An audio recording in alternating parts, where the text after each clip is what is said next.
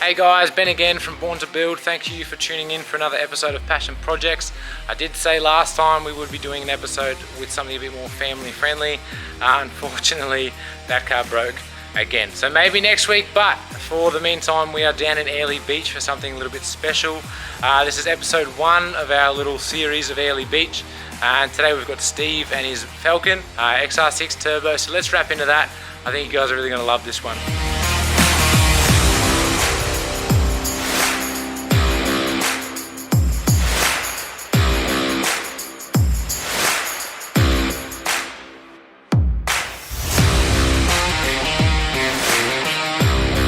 Hey guys, I'm Steve. Ben's come down today to have a look at my 03 VA XR6 Turbo. So Steve, this thing looks absolutely phenomenal. It's the cleanest BA XR6 Turbo I have ever seen, and that is no exaggeration, it's unreal.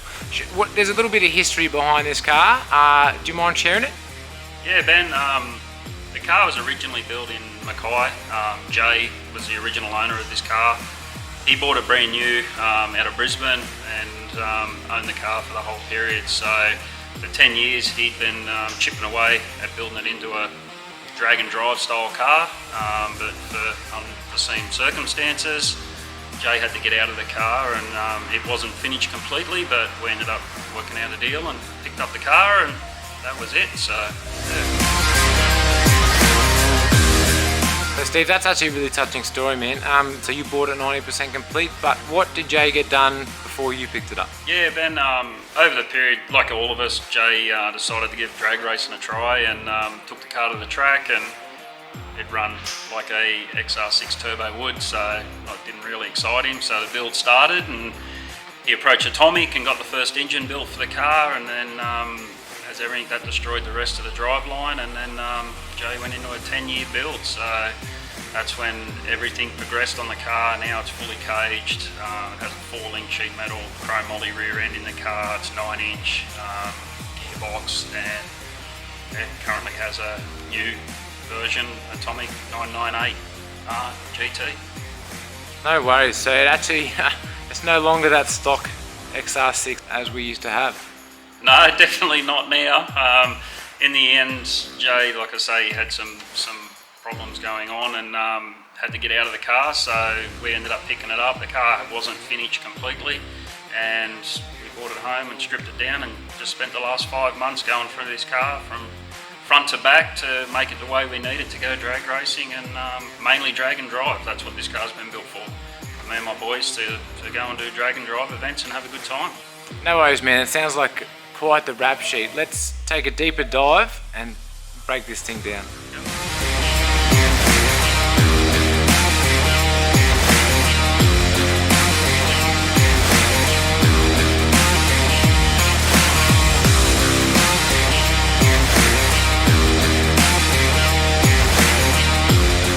Alright Steve, so this car, it's got quite the rap sheet, quite the real touching history of your purchase, but let's take a little bit of a deeper dive into what an Atomic motor entails, as well as what the fuck is going on with that giant snail hanging off the side of it. Yeah, man. Atomic's a company in Sydney that build package deal BARRA engines, as most people in the BARRA world would know. This one is their biggest one they do. So this is a billet crank motor. They're big rods, CNC head, fire rings, everything else. And the turbo currently on it right now is a G45 1500 on an Atomic manifold. It has an FG intake manifold on it, CNC ported. And that's sort of it. Other than that, yeah, we just done a new oil pump upgrade on this engine as well. So it's got a steel gear oil pump on it. It's about the only thing we've changed since we got the engine, or the car I should say. So no kids should be at the front of this motor, otherwise they'll just get sucked straight through. Yeah, I guess with a 6-inch air intake on it when it runs open at the drags, yeah, you don't want anything blowing up in there. So there's a gauze cover that goes on there as well. Yeah, I'm not sure the octane rating of a small child is, but I can't wait to see this go down the quarter. Yeah, no, it does, especially at 34 pounds of boost. It's it hooks in pretty good. But we're still at the lower end of boost too. That's going to be preposterous. Yep. Keep working on it. So Steve, it looks like Jay spent all the right money in all the right places, and I'm really loving that you're finishing the vision for him. So what, you said there's something a little bit special obviously behind the engine to get it delivered to the rear end, that's real different, especially for Australia. I haven't seen one before, nor have I ever heard of them, and that's saying something, because I might not know a lot, but I've heard a lot. So let's break that down.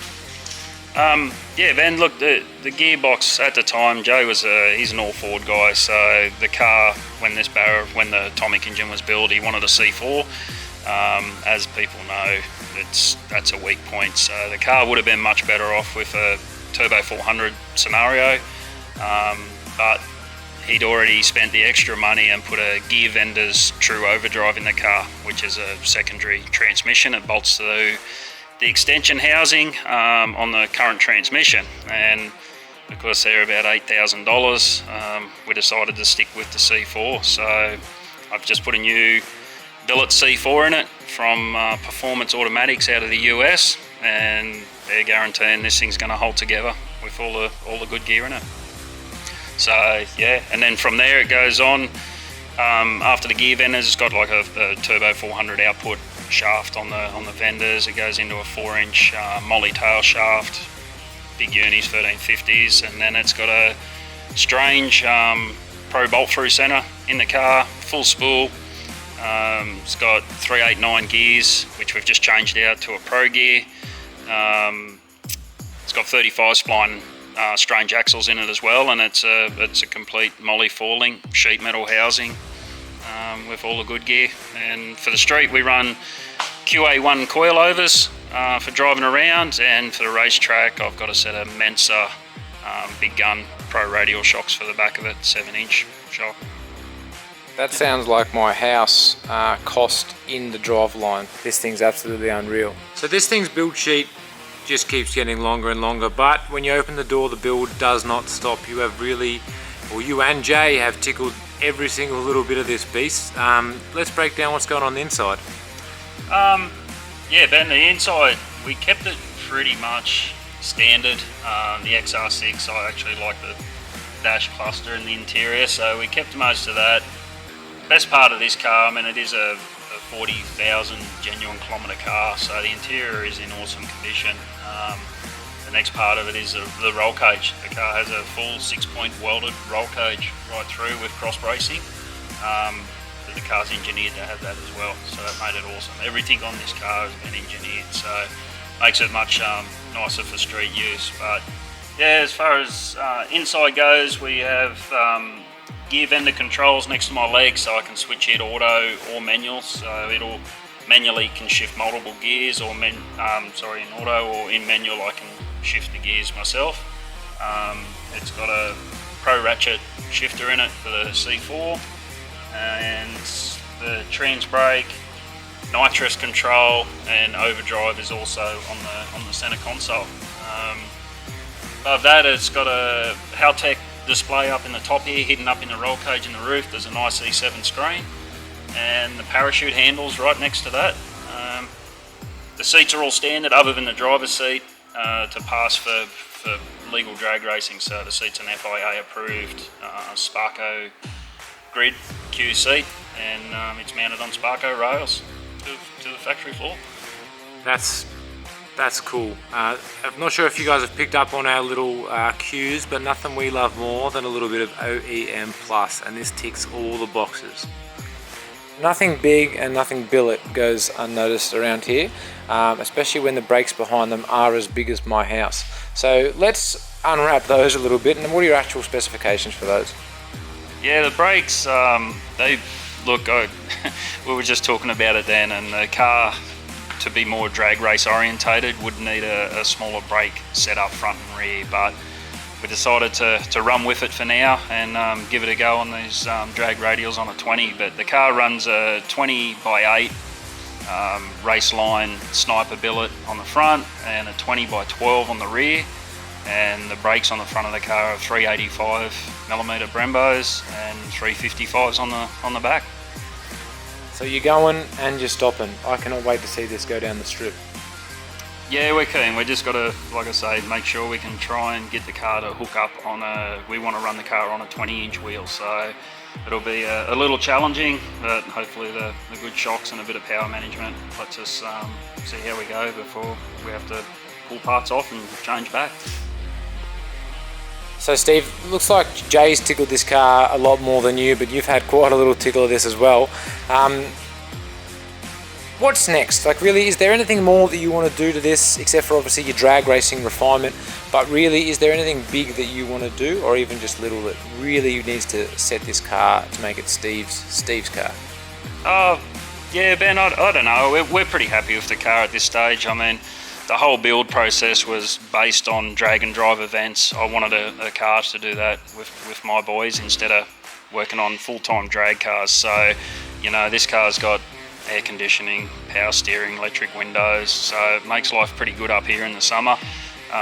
We just got some refining to do. I've got to get a final tune done on the car. It needs a CO2 boost controller badly, and yeah, after that we will go to the track and I've got to get a tech inspection on it, of course, it's out, but we'll go to the track and see if we can get it down on these 20s, and like I say, if they don't work, we'll have to change the rear brakes out and go to a 15x10 with a 275 on it, but I'm definitely keen to see if we can get the 20s to hook up with having the Mensa shocks and stuff in it.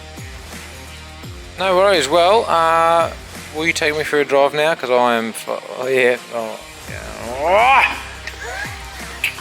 That's right.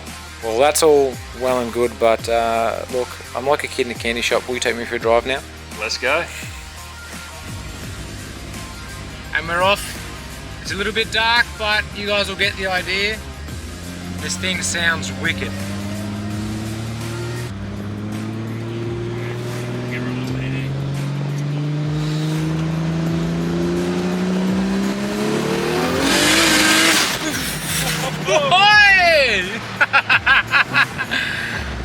Man, it's someone left toothpaste on the road.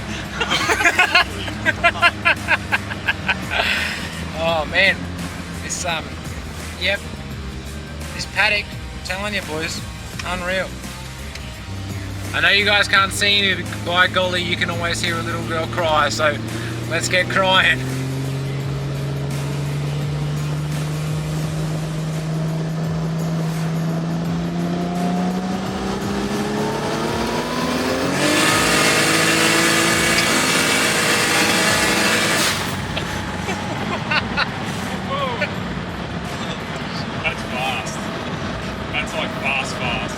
Hey Ash, I think you've got a contender, mate, because by god damn, you guys are going to be waiting to see this on the strip.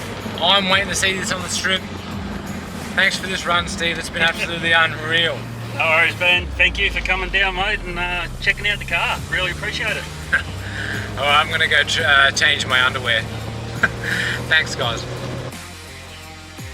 Alright guys, that is Steve's XR6 Turbo. Sorry I didn't get as much in-cam and in-drive footage. I did get a bit dark here earlier than I thought. But look, really appreciate your support. If you like us, go follow our Facebook, Instagram, and subscribe above or below. Depends on where you're watching this. But yeah, we really appreciate your support. Next week will be episode 2 of our early trip, something a bit spicy for you guys, which I'll put some sneak peeks after this. But once again, thank you very much, Steve. Thanks, Ben. On the build. Love it, mate. Appreciate you coming down and taking the day out to do a little feature on the Falcon. Anytime, guys. Remember, Sunshine Coast, Townsville, up to Cairns, all the way down to Mackay. If you've got a passion project, we want to see it. If you've got friends with passion projects in your area, we want to see them, we want to share them with the wider community instead of, you know, just your mates down the shed. So don't hesitate to reach out.